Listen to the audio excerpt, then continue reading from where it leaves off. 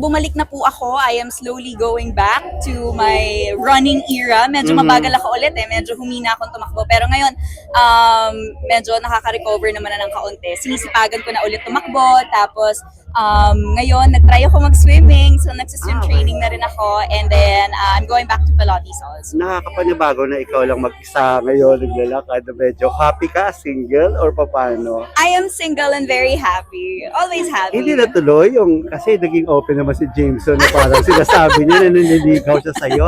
Yung utang natin na yan. Nag-prosper ba yun, yung panliligaw? Grabe naman. Ako, wag na natin pag-usapan. Hindi na yun, wala na. Basta I am single and I'm very happy. Na-maintain lang yung friendship, gano'n. Yun lang. Thank you so much, Tito Ayun Gord. na. Sa March, same birth month. Birth month mo. Yun ang unang plan at mukhang natupad. Baby boy, di ba? Baby Ulit. boy. Oo. So, ibig sabihin, try again para baby Gusto girl. talaga magka-girl pa. Magka-girl tapos na. Okay na, grabe. Magastos. Oo. So talagang todo work ka ngayon para sa lumalaki mong family. Tama, alam mo yan. Oo. At ikaw Pero lang. very happy ako, very blessed ngayon.